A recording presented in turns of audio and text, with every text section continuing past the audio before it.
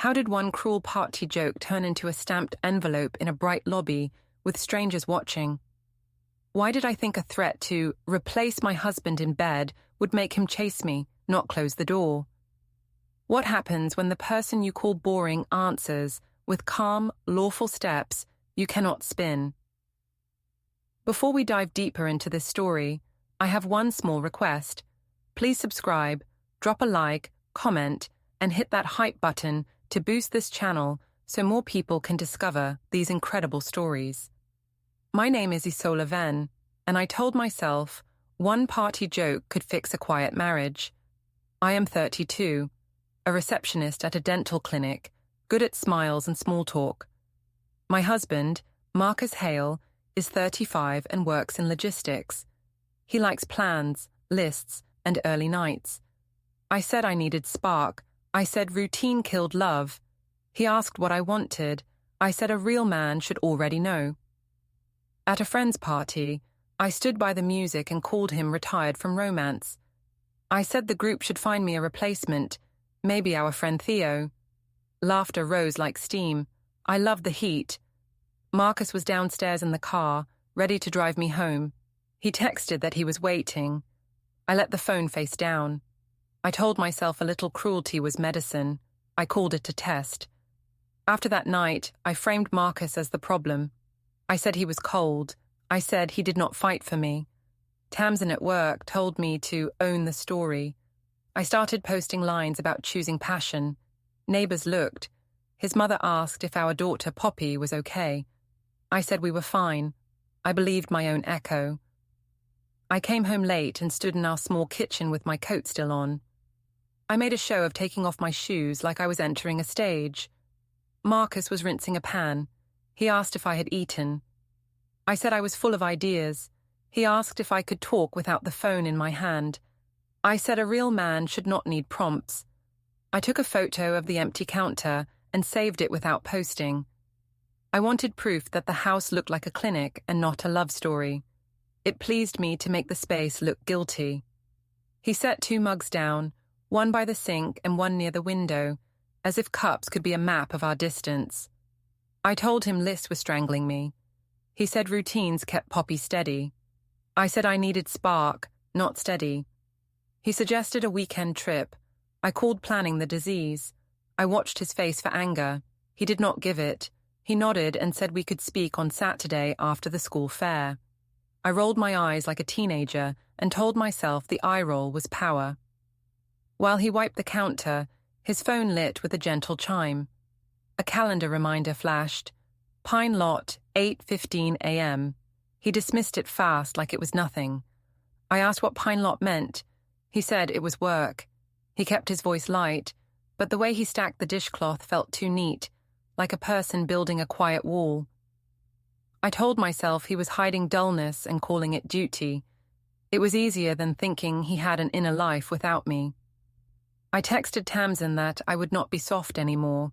She sent fire emojis and told me to own the story. I typed a line about women choosing heat and saved it to drafts. I planned to post it after he went to the guest room. I wanted the caption to sit on top of his silence like a crown. He asked if I wanted tea. I said I wanted chase. He asked what that meant tonight. I said a real man would know. He breathed out slowly and said he would give me space. He picked up a folded blanket. I smiled at the blanket like it proved my point. I wanted him to argue. I wanted volume so I could say he scared me. He did not give me anything to push against. Restraint can feel like disrespect when you want to scene. I checked on Poppy. She was asleep with a stuffed rabbit tucked under her chin. I told myself children forget adult storms because cartoons are loud. That lie helped me walk back to the hall without guilt. Marcus stood there. He said he would take the guest room, and we could start fresh in the morning. I said he chose easy roads.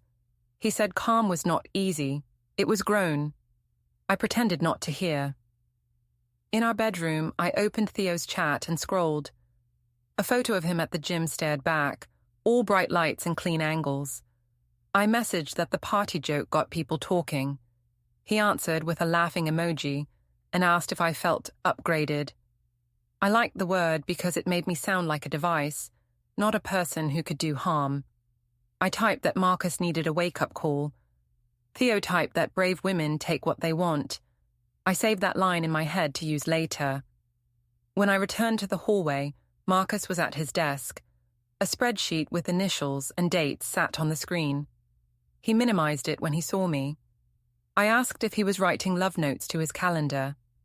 He said he was catching up on home things. I said home things were his romance now. He did not answer. He locked the drawer softly. The sound was small but sharp, like a pin in fabric. I walked past him on purpose so my perfume would linger and tell him he was missing something rare.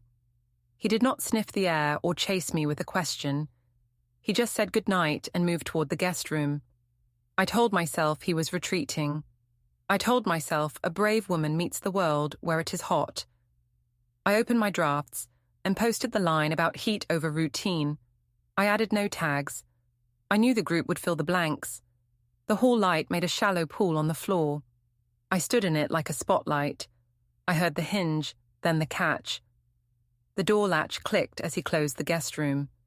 My screen lit with Theo's new message before the hall went quiet. At the dental clinic, the reception desk made me feel official. I wore a neat blazer and a brighter lipstick. I greeted patients like a host. Tamsin leaned over the counter and asked if the party clip was still doing numbers. I said it was a misunderstanding people enjoyed. She said misunderstanding sells better than truth. She whispered that I should post a follow-up and called it content. I nodded because content sounds smarter than gossip. My phone buzzed with a group chat ping. Someone had cut the party video to only the joke. The caption read, "Would you replace him?" I told myself it was satire and not a dare I had thrown like confetti. I wrote a reply that said humor helps marriages. I deleted it. I wanted to look unbothered, not defensive. Mr. Sethi walked out of the back corridor and asked for a quick word. He spoke softly so the waiting room would not hear. He said clients sometimes check staff social feeds and ask questions. He asked if I could keep personal content lower. I said women's voices were always policed. He said teeth and trust go together in our line of work. I smiled like I was in a training video and said I understood. I did not. At lunch, I took a photo of my salad and typed a caption about choosing passion over routine, then deleted it. Deleting felt like power too. I checked my drafts and liked seeing so many bright lines waiting for me. It looked like I had a plan, even when I did not. After work, I stopped at the supermarket. I placed fruit and a cheap wine in the cart because that looked balanced on camera. Nora, a parent from Poppy's class, appeared by the yogurt. She glanced at her phone, then at me, then said she hoped Poppy was okay. I said she was thriving because her mother was awake now. Nora bit her lip like she had stepped on a secret. She asked if the party joke was a real problem or a fun bit. I said humor weeds out boring people. She said the internet remembers. I told her the internet loved me. It sounded hollow in the cold aisle. I texted Marcus that he should show up if he cared. He replied he would be home by 6 and could take Poppy to the library Saturday. I told myself those words were plain and lazy. I ignored the softness underneath them, the steady spine that had held our life for years. Softness is boring when you crave applause. At home, he was already at the table with his laptop. A spreadsheet was open again, clean columns of letters and dates. He closed it when I reached for a glass. I joked that he was romancing Excel. He said he was keeping track of things. I asked what things. He said household things. He made the word broad enough to hide any small path he was walking without me. I laughed with one breath and took a picture of the sky from the balcony, then posted a caption about brave choices. Tamsin reacted with fire. 2 others added a cheering gif. I glowed. Poppy sat on the rug building a small city from blocks. She asked if Daddy would read tonight. I said he would. She asked why the guest bed smelled like Daddy's soap. I said grown-ups sometimes needed space to think. She asked if jokes can make people leave. I told her jokes make people honest. She nodded like she believed me. but her hand stacked the blocks slower, as if the city might fall if she breathed. We ate early. Marcus placed plates like he was setting up for a talk show I was supposed to star in. I announced I might go out later. He asked if I could send the time, so Poppy's routine stayed steady. I said routine was a cage. He said routine was the floor under a child. I said the floor was ugly. He did not argue. He scraped his fork and looked at nothing until his face was smooth again. My phone lit with new tags. The edited party clip spread to 3 more accounts. Someone added subtitles that made my line sound worse. Tamsin messaged that I needed to own the narrative with a glamorous shot. Theo DM'd a flexing emoji and asked if I was still brave tonight. The attention climbed up my spine like heat. I told myself to ride it and not let it ride me. That is a nice sentence people say when they are already riding. I checked the wall planner and saw a red circle around a date 2 Saturdays away. There was no note, only the circle, neat and patient. On the bookshelf, a thin binder labeled Utilities looked thicker than bills should make it. I opened it. Inside were copies of statements and a small checklist with boxes ticked. It felt like a room sweeping itself. I closed it fast and told myself Marcus was nesting because men do that when they are scared. The thought made me feel superior again, which I liked. He carried mail into the living room and split it into 2 stacks. I flipped them for no reason. He flipped them back, calm. The desk drawer clicked as he closed it. The sound prickled my neck. Small sounds do that when the big words are missing. I told Marcus he was making a show of neatness to avoid me. He said we could talk Saturday. I said Saturday was a museum of dust. He looked at the clock and asked me to keep the post light for Poppy's sake. I said my voice would not be small for a child. Even I heard how cruel that sounded. I pretended not to. Before bed, I stood by the balcony door and framed a selfie with city lights behind me. I typed a line about being unafraid of upgrades. I hovered over post. Somewhere in the apartment, a muted phone lit up and went dark. I told myself it was nothing. The manager's quick word replayed in my head while the group chat pinged with new tags, and the edited clip rolled to the top of my feed as I lifted my finger. The friends' party felt like a small club, loud and hot. Lights blinked over a crowded living room. I stood near the speaker and let the bass shake my bones. Tamsin waved me onto a chair and called me a queen. I lifted my glass and said we were celebrating courage.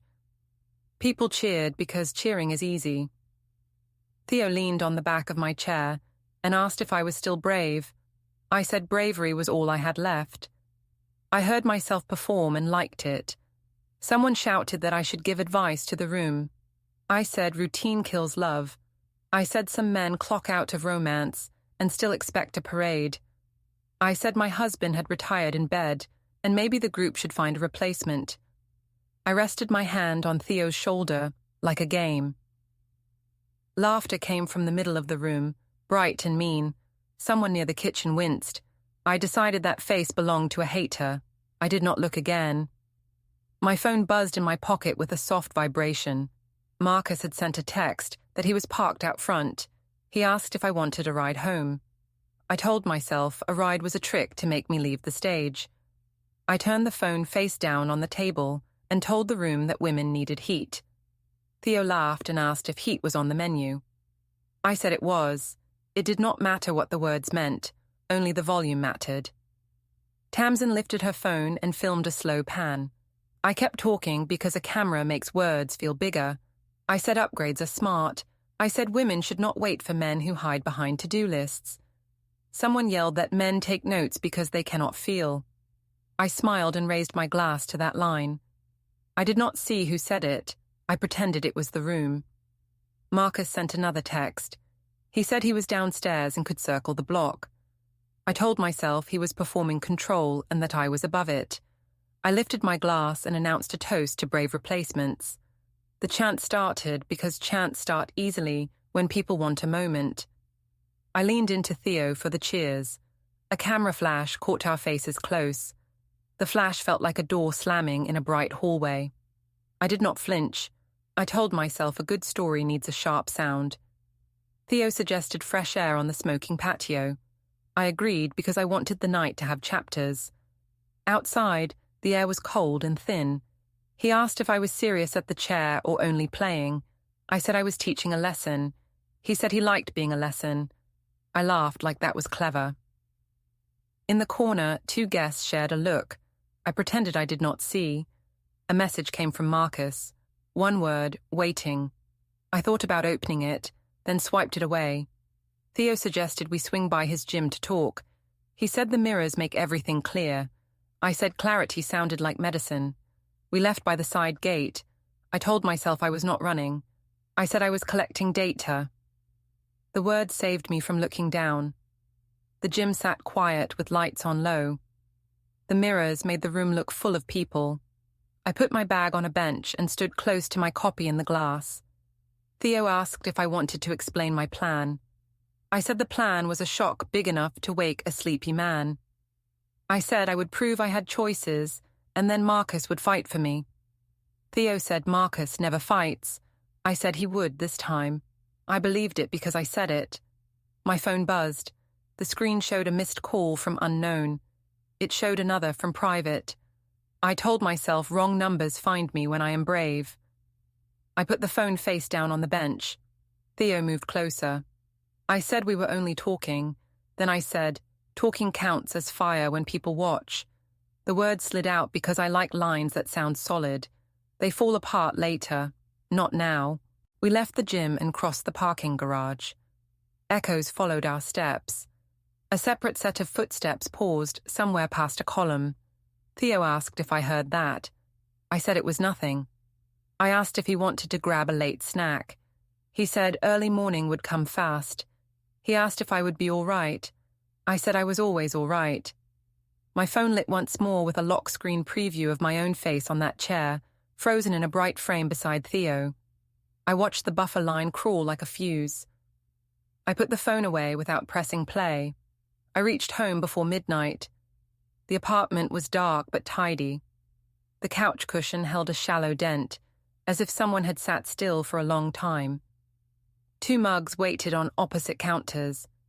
The guest room door stood ajar. I whispered to myself that I owned the night. I opened my phone and saw a cleaner clip of my toast posted by someone else. The caption read, "Would you replace him?" Another clip followed with a close-up. Comments climbed like ants.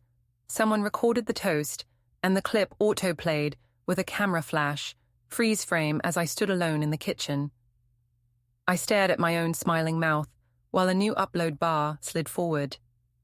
The next day, we had a family birthday at a crowded restaurant with a long table. I wore a soft dress and a calm face. I told myself poise would erase last night. Marcus walked beside me, but kept a small space between our sleeves. Lara, his mother, smiled without showing teeth. She asked if Poppy was sleeping well.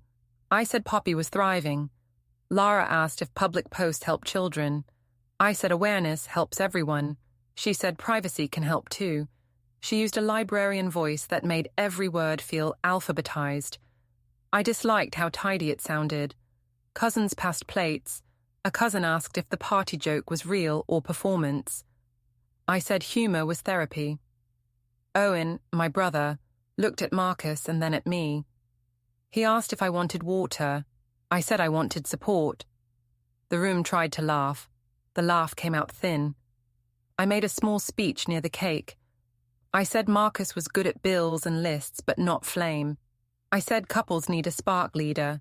I said I had taken that role. A few clapped. Laura folded her napkin and said family talk belonged at home. Ruth, my mother, was not there, so I used my own echo instead. I said, public bravery inspires women. Laura asked if my daughter would call it bravery when kids share the clip at school. Her eyes did not blink. I felt the heat run down my back. After cake, we took Poppy to the park. She climbed up a small wall, then came back to the bench and asked if Daddy would sleep in the big room again. She asked it with no drama, like weather. I said adults need space sometimes. She asked if there would be 2 homes soon. I said no and smiled too wide. Marcus knelt and said routines would hold no matter what. He said both parents loved her. He did not touch me when he said parents. The gap felt like a railing. Poppy nodded and went back to climbing. Her shoulders looked smaller. We drove to the school pickup line for a quick form drop-off. Parents queued in quiet cars. Nora stood outside near the door and scrolled her phone. She glanced up at me, then down, then up again. I checked my own screen. The party clip had fresh captions added by someone in the friend group. The captions repeated my "replace him in bed" line in large text. I wanted to post a correction, but corrections do not travel as fast as jokes. I typed a long note and deleted it. Then I typed a shorter one and deleted that too. At home, the wall planner had a neat red circle on a date 2 Saturdays ahead. No word sat near it. The circle glowed like a warning on a small machine. On the desk, the thin binder labeled utilities had grown thicker. Inside, copies had been added with tidy paper clips. A sticky note read, "Bring forms" in small letters. The drawer closed, and the lock clicked as I entered the room. Marcus said we needed good records for normal life. I said, normal life bored me. He said, normal life steadies a child. He kept his voice low so Poppy would not hear from the hall. Mail lay in 2 stacks, flipped at angles. A single USB stick with today's date sat taped under the taxes folder. The smell of printer toner hung in the air like a memory that would not leave. My skin prickled. I told myself he was performing neatness to shame me. I said only cowards hide behind files. He did not answer. He checked Poppy's backpack and set out 2 separate mugs for tea, without asking if I wanted any. I messaged Theo and said people were asking questions. I asked him to say we were only friends. No response. I sent a second message with a joke. A minute later, he posted a gym story with calm music and no tags. I watched it twice.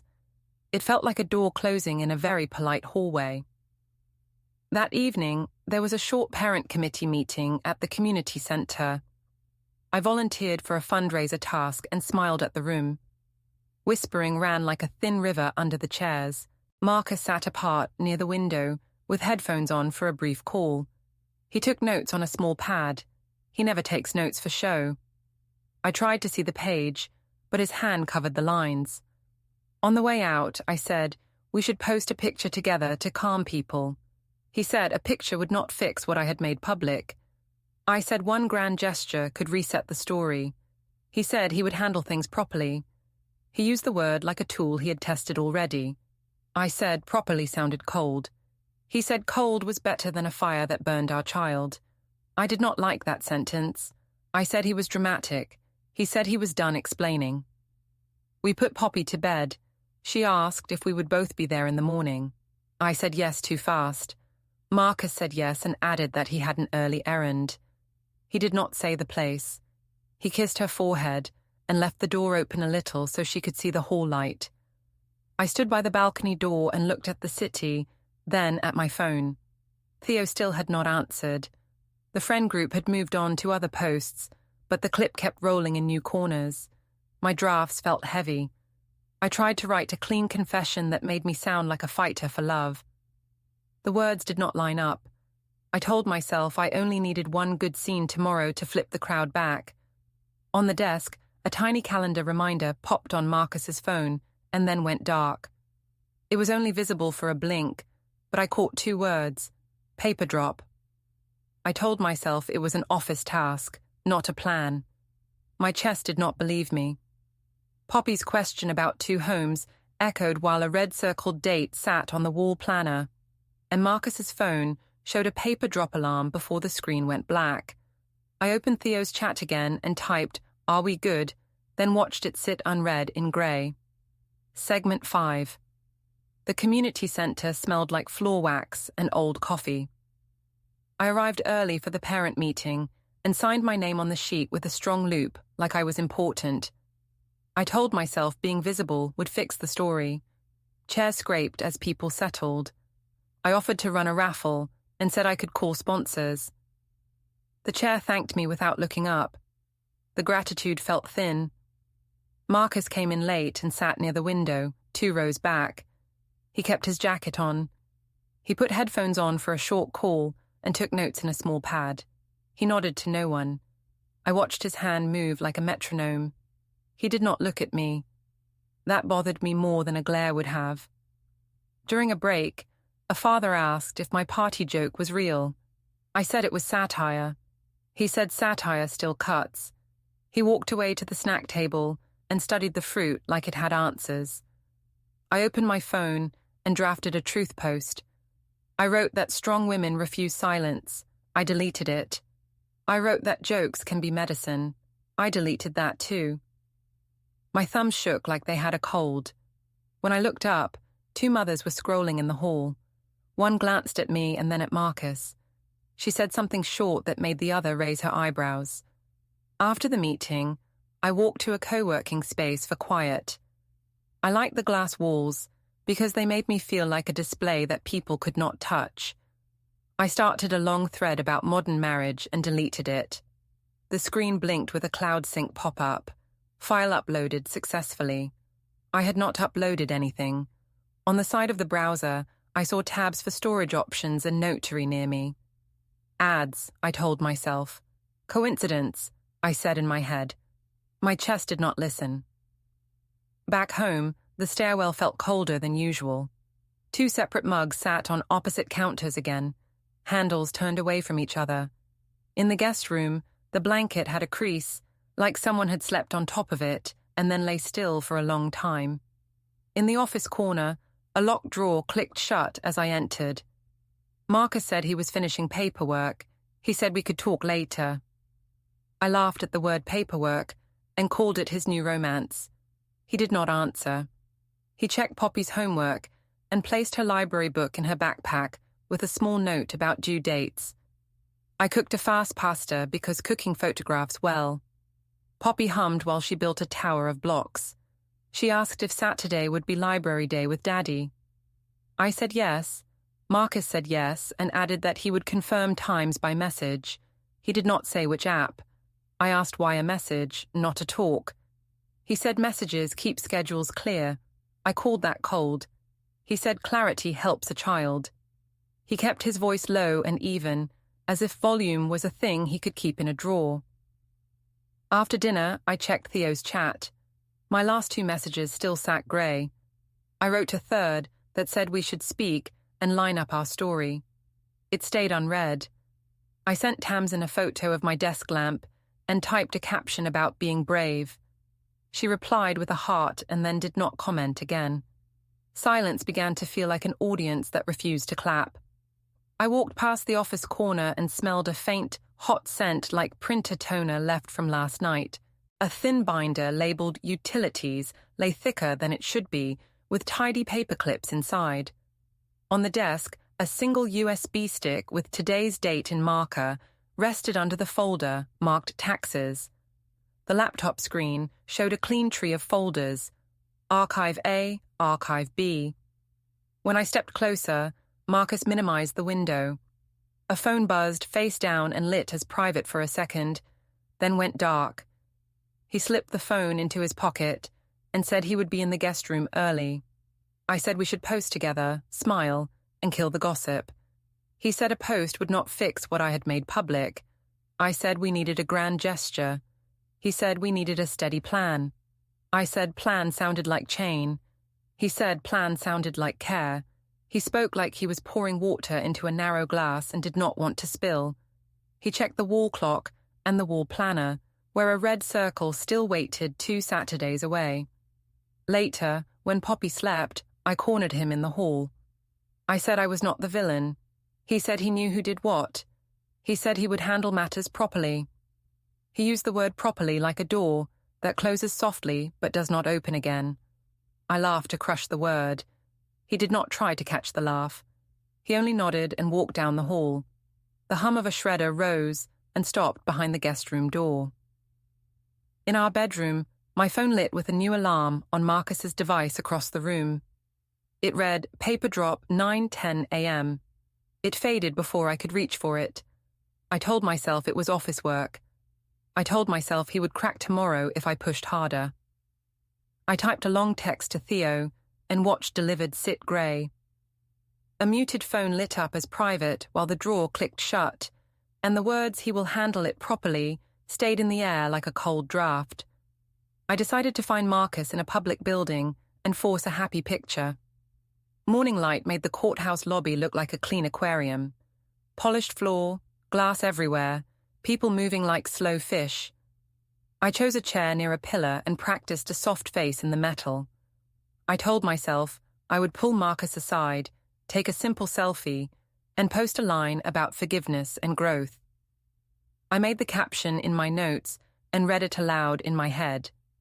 I told myself a single clean frame can kill 1,000 messy comments. The elevator bell chimed. Marcus stepped out in a plain jacket, no tie, a quiet shirt and shoes that did not squeak. He stopped at a formal distance. He asked if we could speak. I started fast. I said the party joke was theatre. I said Theo meant nothing. I said our friends twisted the clip. I said Lara was stirring fear. I stacked excuses like blocks and waited for him to knock them over. He did not. He said we would use the tools the city offers and keep Poppy steady. A man in a neat vest approached us and said my full name clearly. His face was blank like a sheet of paper. He held a manila envelope and asked me to confirm identity. The sound in the room went quiet around my ears. An older woman at a bench watched over her glasses. A clerk at a kiosk pretended to check settings while turning the screen to face us. I took the envelope because I was not going to make a scene. I told myself this was a misunderstanding, a warning at most. The top page showed my name and Marcus's name. The letters looked heavier than normal, as if the font had weight. The lines were clean and cold. It was the family law track, divorce petition with temporary orders. The second page stated a temporary custody schedule beginning today after school. Exchange locations were written in clear language. Another page gave temporary exclusive use of the apartment to Marcus for Poppy's stability. Another line required communication through a co-parenting app. A short paragraph explained notice of service acknowledged in the lobby. The words sat like small bricks I could not swallow. I looked up because I thought Marcus would soften.